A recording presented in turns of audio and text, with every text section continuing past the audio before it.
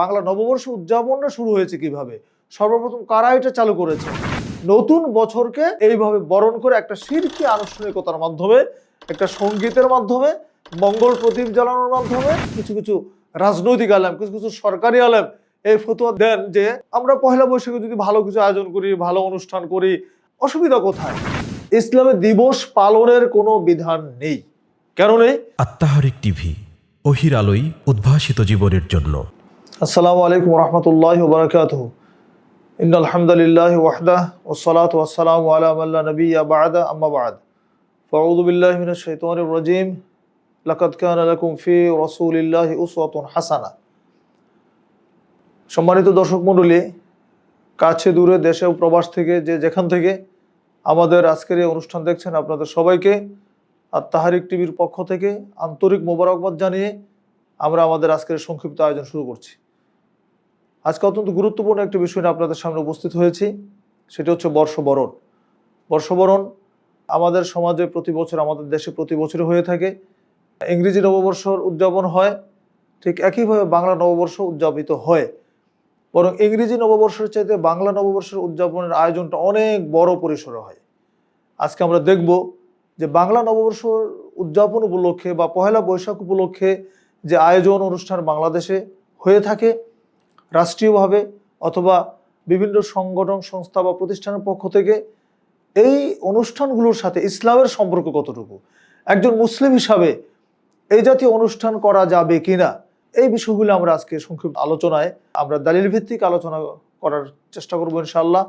এই বাংলা সনকে কেন্দ্র করে বাংলা নববর্ষ উদযাপনটা শুরু হয়েছে কিভাবে, সর্বপ্রথম কারা এটা চালু করেছেন এবং সেটা অদ্যাবধি কিভাবে চলে আসছে, সেটা আমরা একটু দেখব। প্রিয় দর্শক মণ্ডলী, আমরা জানি যে বাংলা সন ইতিপূর্বে আনুষ্ঠানিকভাবে এরকম কোনো বর্ষবরণের বিধান ছিল না। সর্বপ্রথম 1964 সালে, বাংলা হচ্ছে 1371 বঙ্গাব্দ, সেই বছরই পহেলা বৈশাখ প্রথম আনুষ্ঠানিকভাবে এই বাংলা নববর্ষকে বরণ করে নেওয়া হয় সাংস্কৃতিক সংগঠন ছায়ানটের মাধ্যমে। ছায়ানট রমনার বটমূল, যে বটমূলের কথা আমরা সকলে জানি। আসলে ওখানে কোনো বটগাছও নেই, বটগাছ ছিল না, সেখানে একটা গাছ ছিল, সেটার নাম ছিল অশ্বত্থ। এই গাছটি বটগাছ জাতীয় একটা গাছই, বটের মতোই হয়, কিন্তু সেই জন্য হয়তো এটাকে বটমূল বলা হচ্ছে। ওই গাছের নিচে ছায়ানট সর্বপ্রথম এই অনুষ্ঠানটা শুরু করেন। এখন যে উদযাপন হচ্ছে, এখন কিভাবে হচ্ছে, এর মধ্যে অনেক শিরিকের অনুপ্রবেশ ঘটেছে। যেমন সাংস্কৃতিক সংগঠন ছায়ানটের শিল্পীরা প্রতি বছর সূর্যোদয়ের আগেই তারা জড়ো হয়, সেখানে গিয়ে রমনার বটমূলে বৈশাখের প্রথম সূর্যোদয়ের সময়ে তারা অত্যন্ত প্রসিদ্ধ যে সঙ্গীতটি রবি ঠাকুরের রচনায়, তার লেখা যে গানটি এসো হে বৈশাখ এসো এসো, এই গানটি গেয়ে এবং ধানমন্ডির রবীন্দ্র সরোবরে মঙ্গল প্রদীপ জ্বালানোর মাধ্যমে এই বাংলা নববর্ষকে তারা বরণ করে নেয়। এখানে আরও যে বিষয়টা হয়, বাংলা নববর্ষের সূর্যোদয়ের যে সময়, এই সময়টাকে তারা কল্যাণের জননী মনে করে। আর এই দিবসটাকে বছরের শুরু হিসাবে, এক বছরের মঙ্গল অমঙ্গলের চিন্তা করে, মঙ্গল কামনা করে এই দিনে মঙ্গল শোভাযাত্রা করা হয়। মঙ্গল শোভাযাত্রা বিশেষ করে ঢাকা বিশ্ববিদ্যালয়ের চারুকলা বিভাগ এই আয়োজনটা করে থাকে প্রতি বছর, এবং এই দিবসকে কেন্দ্র করে অন্তত 1-2 মাস আগে থেকে তাদের একটা ব্যাপক প্রস্তুতি আমরা পত্রপত্রিকা দেখতে পাই, আমরা সকলে জানি বা এটা আলোচনায় আসে। ব্যাপক প্রস্তুতি, তার মধ্যে কি প্রস্তুতি? এই দিবসে তারা মঙ্গল শোভাযাত্রা যেগুলি প্রদর্শিত হয়, আমরা দেখে থাকি যে এখানে বিভিন্ন প্রাণী, পশু প্রাণীর ছবি, মূর্তি সাজানো হয় বা মুখোশ পরানো পরে মানুষ যারা শোভাযাত্রা যায়, যেমন হাতি, পেঁচা, ঘোড়া, ভাল্লুক, এই জাতীয় বিভিন্ন প্রাণীর তারা মুখোশ বানিয়ে মূর্তি বানায়, ঢোল তবলা গান বাদ্য, একটা হই হুল্লোড় অবস্থা তারা করে, এবং ঢাবি থেকে শুরু করে ঢাকা শহরের বিভিন্ন সড়ক প্রদক্ষিণ করা হয় এইভাবে। তো এই যে একটা আয়োজন, এটা প্রতি বছর বৈশাখে হয়।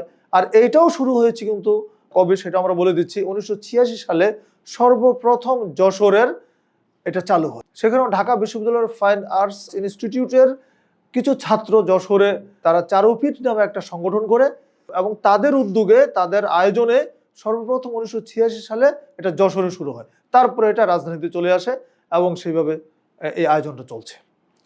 তারপরে যে কাজটি করা হয়, এই পহেলা বৈশাখ উপলক্ষে পান্তা ইলিশের একটা আয়োজন হয়, যেটা আমরা বাঙালি সাজার জন্য আমরা আয়োজন করি। এটা বাঙালির একটা বহিঃপ্রকাশ ঘটানোর জন্য আমরা এটা করি। এই আড্ডাটা শুরু হয়েছে 1983 সালে। দেখুন, একটা আয়োজন শুরু হয়েছে কিভাবে, তার প্রেক্ষাপটটা বলে বুঝতে পারবেন। 1983 সালে ঢাকার 5 নং সেগুন বাগিচা, যেখানে দৈনিক দেশ ও সাপ্তাহিক বিপ্লব পত্রিকার অফিস ছিল, সেখানে লেখকদের আড্ডা হতো। লেখক আড্ডায় তারা আলোচনার মধ্যে এমনিতেই নিজেদের মধ্যে একটা আলোচনা আসলো যে আমরা কালকে পান্তা ইলিশ খাবো, যেহেতু বাংলা নববর্ষকে উদযাপন করতে যাচ্ছি আমরা, তো বাঙালির খাবার তো পান্তা ভাত, সেই সাথে পেঁয়াজ মরিচ এবং ডিম ভাজি, এইভাবে একটা আমরা খাবার আয়োজন করব। তো সেইটা যখন প্রথম আলোচনা এইভাবে আসলো, তারপরে চিন্তা করা হলো যে না, আমরা ডিমের বদলে তখন স্থান পেয়ে গেল ইলিশ। তো সেই বছর থেকে তারা পান্তা ইলিশ খাওয়ার আয়োজন করে। এই যে ঘরোয়া একটা আড্ডায়, লেখকদের একটা আড্ডায় সামান্য সংক্ষিপ্ত পরিসরে তারা একটা পান্তা ইলিশের পান্তা এবং ডিম ভাজি খাওয়া থেকে নিয়ে ইলিশে চলে গেল। তো এই যে একটা রেওয়াজ শুরু হয়ে গেল, এখন এই পান্তা ইলিশটা একটা বাঙালি সংস্কৃতির একটা অন্যতম অনুষঙ্গ হয়ে দাঁড়িয়েছে। কিভাবে? এখন বলা হচ্ছে আমাদের বাঙালি হতে হবে। বাঙালি হতে হলে কি করতে? পান্তা ইলিশ খেতে হবে। দেখুন, এই পান্তা ইলিশ রমনার বটমূলে পহেলা বৈশাখের দিন 1 প্লেট পান্তা, 1 টুকরা ইলিশ মাছ এবং পেঁয়াজ মরিচ বিক্রি হয় 1000 টাকা থেকে আরো অনেক উপরে, 1500, 2000 টাকা। এটা একটা বিশাল অঙ্কের টাকা দিয়ে এগুলো বিক্রি হচ্ছে, মানুষ খাচ্ছে। বাঙালি হওয়ার জন্য, বাঙালি হওয়ার জন্য কি পান্তা ইলিশ খেতে হবে? পান্তা ইলিশ খেলে বাঙালি হওয়া যাবে, এই ধরনের চিন্তা চেতনা, এটা কতটা জাহালত, কতটা মূর্খতা, এটা চিন্তা করা যায়। অথচ যারাই পান্তা ইলিশ খান, তাদের চলাফেরা, তাদের লাইফস্টাইল, তাদের পোশাক আশাক দেখেন, তাদের পোশাকের মধ্যে বাঙালি পোশাক নেই, তার পায়ের স্যান্ডেলটাও বাংলাদেশের না।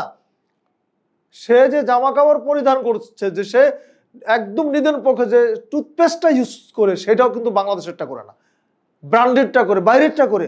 তাহলে দেখুন, এই যে পান্তা ইলিশ খেয়ে বাঙালি হবে, এটা তো বাঙালির সাথে, বাঙালির সংস্কৃতির সাথে, বাংলাদেশের অসহায় মানুষের সাথে একটা তামাশা ছাড়া কিছু না।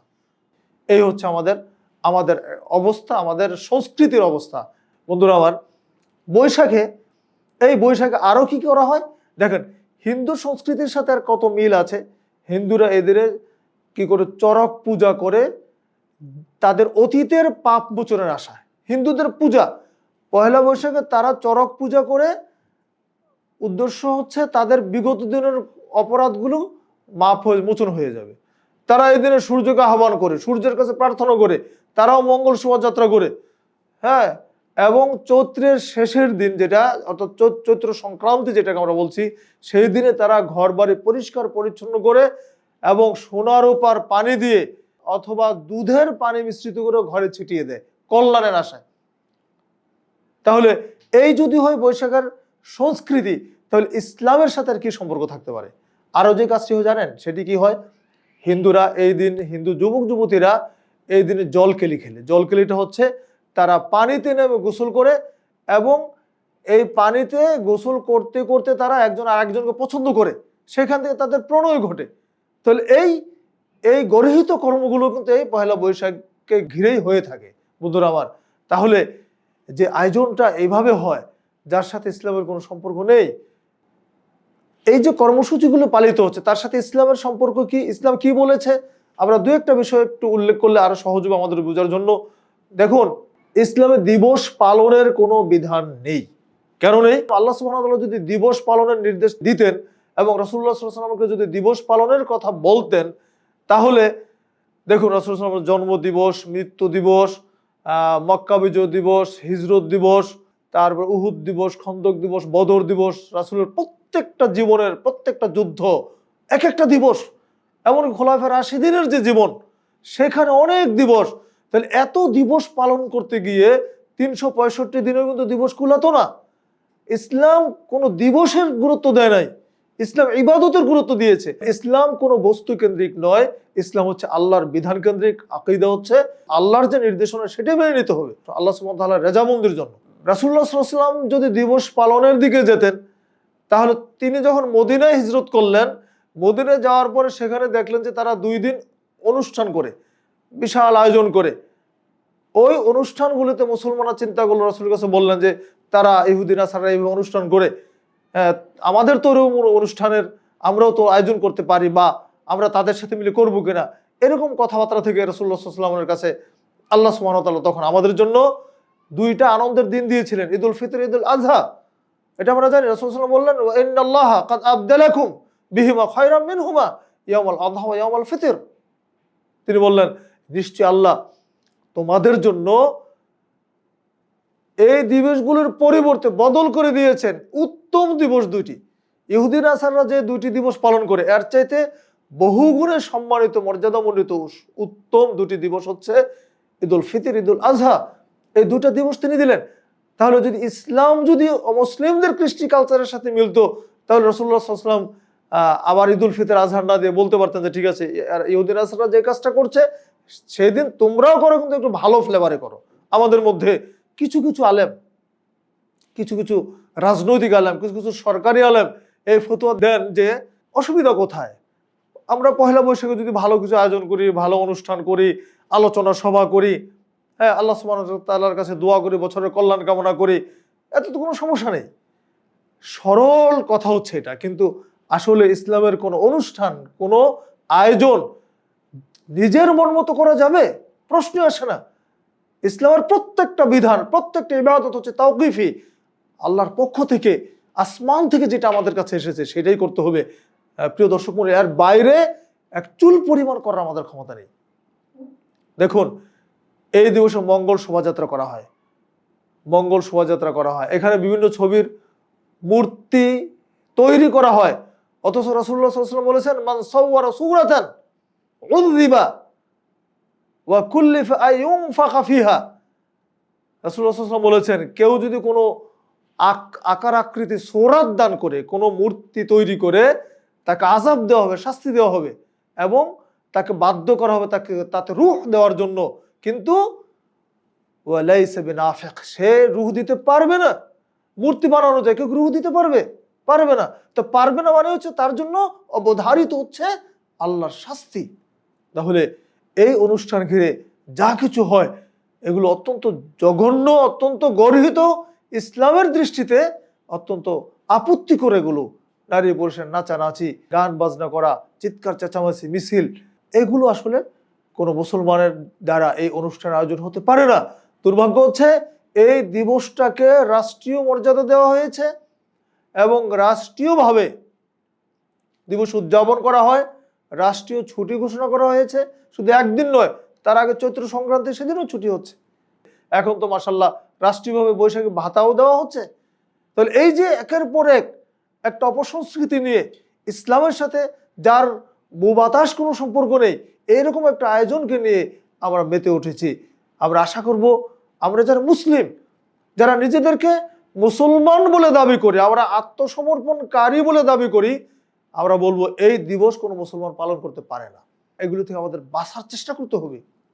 প্রিয় দর্শক মণ্ডলী, এই যে পহেলা বৈশাখ আমাদের দোরগোড়ায় এসে হাজির হয়েছে, সেজন্য আমরা বলবো আমরা কোনো দিবস পালন নয়, 31st নয়, অথবা পহেলা বৈশাখ নয়, এই জাতীয় অনুষ্ঠানগুলি থেকে আমরা নিজেদেরকে বিরত রাখার চেষ্টা করব। আমাদের ছেলে মেয়েদেরকে, আমাদের আহলে পরিবারকে আমরা ইসলামের আলোকে গড়ে তোলার চেষ্টা করব। আমাদের সমাজকে আমাদের সাধ্যের মধ্যে যতটুকু গুলায় আমরা সেটা করার চেষ্টা করব। সরকার বাহাদুরকে আমাদের আবেদন থাকবে, এই জাতীয় যে যত দিবস বাংলাদেশে পালন হচ্ছে যেগুলোর সাথে ইসলামের সম্পর্ক নেই, এই দিবসগুলো থেকে বেরিয়ে আসেন। যারা পার্লামেন্টে গিয়েছেন, ইসলামী দলের নেতৃবৃন্দ, তাদের প্রতি আমাদের বিশেষ আহ্বান থাকবে, আপনাদের কথা বলার জায়গা তৈরি হয়েছে, আপনারা এই দিবসগুলো নিয়ে কথা বলেন। রাষ্ট্রীয় কোটি কোটি টাকা, শত শত কোটি টাকা এদিন অপচয় হচ্ছে। এই 2 দিন ছুটি থাকার কারণে রাষ্ট্রীয় ক্ষতি হচ্ছে, মানুষের টাকা অন্যায়ভাবে অপচয় হচ্ছে এই দিনে। কাজে হাজার হাজার কোটি টাকা যেখানে অপচয় হচ্ছে, এগুলো থেকে আমাদেরকে বিরত থাকা দরকার। এই দিবসগুলোর অসারতা ব্যাখ্যা করুন, এবং এগুলো থেকে, এগুলো ইসলামী সংস্কৃতি যে নয়, অন্তত এইটুকু কথা পার্লামেন্টে দাঁড়িয়ে যদি বলতে পারেন, তাহলে আল্লাহর কাছে মুক্তি পাওয়ার একটা সুযোগ তৈরি হতে পারে। সেজন্য ইসলামী দলের নেতৃবৃন্দ যারা পার্লামেন্টে আছেন, আপনার কথাগুলো বলবেন। আপনি আমি কথা বললে যে একদিনে মেনে নিবি এমনটা নয়, বলতে হবে। বলার মাধ্যমে আল্লাহ সুবহানাহু ওয়া তাআলার কবুলিয়ত যেদিন আসবে, সেদিন আমাদের ছোট্ট পরিসরের এই কথাটা একদিন আল্লাহ কবুল করলে রাষ্ট্রীয় বৃহত্তর পরিসরে এটা গ্রহণযোগ্য হবে ইনশাআল্লাহ। আমরা সে আশা রেখেই কথা বলছি। আমরা যেটা অপসংস্কৃতিকে অপসংস্কৃতি বলবো, যেটা হারাম সেটাকে হারাম বলবো। কাজে এই হারামগুলো থেকে বেরিয়ে আসার জন্য আমরা সকলের প্রতি উদাত্ত আহ্বান জানাচ্ছি। আল্লাহ সুবহানাহু ওয়া তাআলা আমাদেরকে তার দ্বীনের জন্য কবুল করে নিন। আমাদের প্রত্যেকটা চলাফেরা, প্রত্যেকটা নাকল হারকাত যেন তার সন্তুষ্টির জন্য নিবেদিত হয়। আমরা যেন আল্লাহকে খুশি করার জন্য প্রত্যেকটা ইবাদত করতে পারি, সেই তৌফিক আল্লাহ সুবহানাহু ওয়া তাআলা দান করুন এবং যাবতীয় অপসংস্কৃতি থেকে আমাদেরকে বেরিয়ে আসার তৌফিক দান করুন। আমিন। ওয়া আখিরি দাওয়ানা আলহামদুলিল্লাহি রাব্বিল আলামিন। ওয়াসসালামু আলাইকুম ওয়া রাহমাতুল্লাহি ওয়া বারাকাতুহু।